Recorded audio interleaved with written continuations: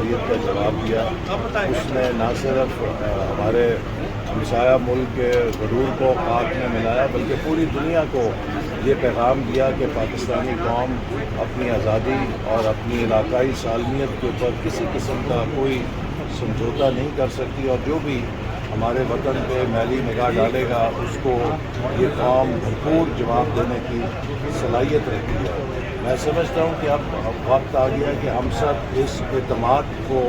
جو پاکستان کو حاصل ہوا ہے اسے پاکستان کی معاشی اور اقتصادی ترقی کی طرف چینلائز کریں، کیونکہ اب ہمارا اگلا چیلنج یہ ہے کہ کس طرح پاکستان ایک معاشی میدان میں ناقابل تسخیر قوت بنے جو کسی پر انحصار نہ کرے بلکہ اپنے وسائل کے ذریعے اپنے عوام کو ایک بہتر مستقبل، بہتر معیار زندگی دے۔ اور اسی کے لیے اڑان پاکستان کا منصوبہ جسے حکومت نے شروع کیا ہے اس پر اب پوری ہم یکسوئی کے ساتھ عمل درآمد کریں گے۔ بارڈر کے قریب سب سے علاقہ مسرور ہے سر، آمادگی ظاہر کی ہے عمران خان نے خبر کے مطابق، تو کیا یہ بات چیت آگے بڑھے گی؟ دیکھیے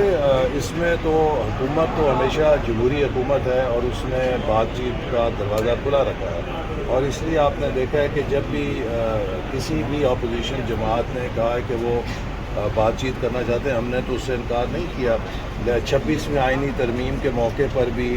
اپوزیشن کے کہنے پہ ہم نے آئینی ترمیم کو مؤخر کیا، اور پھر اسپیکر صاحب کی نگرانی میں مذاکرات ہوئے اور تمام پارٹیز نے مل کر ایک آئینی ترمیم کے مسودے پر اتفاق کیا۔ لیکن جب پی ٹی آئی کے رہنما اس اتفاق شدہ مسودے کو اپنے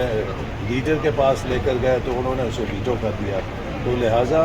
بات چیت تو تبھی ہو سکتی ہے کہ جب اس میں کوئی پری کنڈیشنز نہ ہوں اور جو پاکستان کے آئین اور قانون کے تقاضے ہیں انہیں ملحوظ رکھا جائے۔ عمران خان صاحب اس وقت سیاسی قیدی نہیں ہیں، انہیں سزا ایک عدالت نے 190 ملین پاؤنڈ خرد برد کرنے کے جرم میں دی ہے، انہیں اس میں اپنی بے گناہی ثابت کرنی ہے تو وہ چھوٹ جائیں گے، لیکن اگر ان کا وہ جرم رہا تو پھر کوئی حکومت انہیں رہا نہیں کر سکتی۔ وہ خود ہی کہتے تھے کہ وہ قومیں تباہ ہو جاتی ہیں جس میں بڑوں کے لیے اور قانون ہوتا ہے، چھوٹوں کے لیے اور قانون ہوتا ہے۔ اب ایسا تو نہیں ہو سکتا کہ 190 ملین پاؤنڈ کی چوری کر کے آپ کہیں کہ مجھے رہا کر دیا جائے، اور جو کوئی 100-500 روپے جیب کترا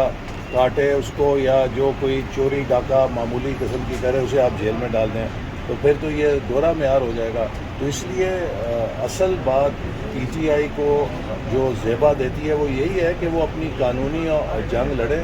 ہم نے بھی جو ہمارے خلاف کیسز ہوئے تھے ان پہ این آر او نہیں مانگا تھا، ہم نے ان کا عدالت میں مقابلہ کیا تھا، اور عدالت نے ان تمام کیسز کو جھوٹا کہہ کے ہمیں باعزت بری کیا تھا۔ اور جو ابھی ان کے بیٹوں نے بڑا مظلوم بننے کی کوشش کی ہے کہ ہمارے والد کو دہشت گرد کی سیل میں رکھا گیا ہے، قاتلوں کے سیل میں رکھا گیا ہے، تو یہ وہی سیل ہے جس میں عمران خان صاحب نے مجھے رکھا ہوا تھا۔ تو اگر وہ سیل میرے لیے جائز تھا کہ جس پر ایک جھوٹا مقدمہ بنایا گیا اور کوئی سزا یافتہ بھی میں نہیں تھا، تو اگر مجھے بغیر کسی سزا کے اس سیل میں رکھنا ٹھیک تھا، وہ تو ایک سزا یافتہ ہیں، ان کے لیے تو بہت مناسب ہے وہ سیل۔ تو اس لیے یہ کہنا کہ ان کے ساتھ کوئی ناانصافی ہو رہی ہے، کسی قسم کی ناانصافی نہیں ہو رہی، جو معیار انہوں نے قائم کیا تھا اسی معیار پہ وہ تولے جا رہے ہیں۔ اچھا سر، یہ بتائیے گا کہ ایک منٹ، دوبارہ پھر تحریک انصاف احتجاج کا پلان کر رہی ہے، اتفاق ہوا ہے ان کی گزشتہ رات اجلاس میں، آپ کیا کہتے ہیں احتجاج کے پھر سیاست میں احتجاج شروع ہو گیا؟ میرا خیال ہے کہ انہیں وقت اور حالات کے ساتھ چلنا چاہیے۔ پاکستانی قوم میں اب مزید احتجاج کی کوئی برداشت نہیں ہے۔ پاکستانی قوم اب چاہتی ہے کہ ہم پاکستان کو اسی طرح دنیا میں معتبر کریں جیسے 10 مئی کو ہم نے اپنے دفاع کے معاملے میں معتبر کیا ہے۔ احتجاج، دھرنوں، لانگ مارچوں کے ذریعے کوئی معیشت نہیں چلتی۔ اب ہمیں صرف ایک لانگ مارچ کرنی ہے اور وہ اقتصادی لانگ مارچ کرنی ہے۔ ہم سب کو مل کر پاکستان کو ایک عظیم معاشی قوت بنانا ہے، اور یہی پاکستان کا ہر نوجوان، یہی پاکستان کا ہر شہری، ہر پاکستان کا مزدور، کسان، ہر کوئی یہ خواب دیکھ رہا ہے کہ اب پاکستان کو ہم ایک عظیم معاشی قوت بنائیں۔ لہذا جو کو ٹرن اراؤنڈ کیا ہے، حالیہ تاریخ میں آپ کو کوئی مثال نہیں ملے گی کہ ایک سال کے اندر تقریباً 40% سے جو افراط زر ہے وہ 2% پر آ گئی ہو،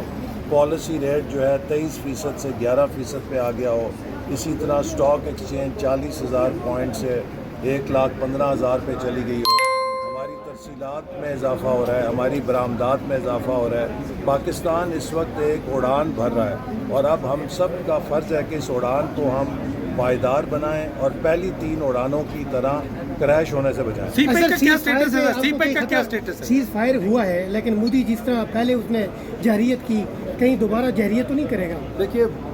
ہمیشہ دشمن کو ہر اس کے حربے کے لیے تیار رہنا چاہیے، لیکن میں امید رکھتا ہوں کہ بھارت کی لیڈرشپ بھی اس بات کو اب سمجھ گئی ہوگی کہ پاکستان سے جنگ ایک آپشن نہیں ہے۔ ہم 2 نیوکلیئر پاورز ہیں، 2 نیوکلیئر پاورز کے درمیان جنگ نہیں ہو سکتی، 2 نیوکلیئر پاورز کے درمیان میوچولی ایشورڈ ڈسٹرکشن ہو سکتی ہے۔ اگر ہم نہیں رہیں گے تو بھارت بھی نہیں رہے گا، اگر بھارت ہمیں 1 پنچ مارے گا ہم اسے 2 پنچ ماریں گے، تو اس میں تباہی ہے، کسی کی بچت نہیں ہے۔ لہٰذا اب اس نئے ایکویلیبریم پر ضرورت ہے کہ ہم جنوبی ایشیا کو میزائلوں کی ریس میں بدلنے کی بجائے جنوبی ایشیا کو ترقی کی ریس میں تبدیل کریں۔ جنوبی ایشیا میں دنیا کی سب سے زیادہ غربت ہے، دنیا کی سب سے زیادہ جہالت ہے، دنیا کی سب سے زیادہ بیماری ہے۔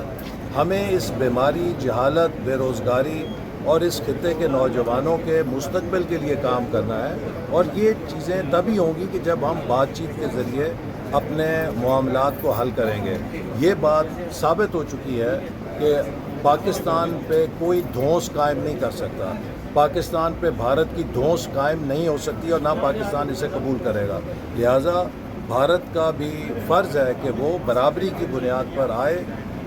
بات چیت کرے۔ پاکستان امن چاہتا ہے، ہم اس علاقے میں تعاون چاہتے ہیں، اور ہم چاہتے ہیں کہ جو تنازعات ہیں بشمول جموں کشمیر انہیں بات چیت کے ذریعے حل کیا جائے۔ اسی طرح جو پاکستان کے آبی وسائل ہیں ان کے اوپر کوئی سمجھوتا نہیں ہو سکتا، وہ ہمارا حق ہے، اور یہ آبی وسائل ایک ایسا بین الاقوامی معاہدہ ہے جو آئرن کلیڈ ہے۔ ہماری جنگیں ہوئیں، 65 کی جنگ ہوئی، 71 کی جنگ ہوئی، کارگل کا تنازع ہوا، کبھی اس سنتاس معاہدے پر ایک آنچ نہیں آئی، چونکہ یہ ایک انٹرنیشنل گارنٹی کے ساتھ معاہدہ کیا گیا۔ تو اب بھی بھارت کی خام خیالی ہے کہ وہ پاکستان کا پانی روک سکتا ہے، جو بھی پاکستان کے پانی کو روکے گا وہ پاکستان کی سلامتی پہ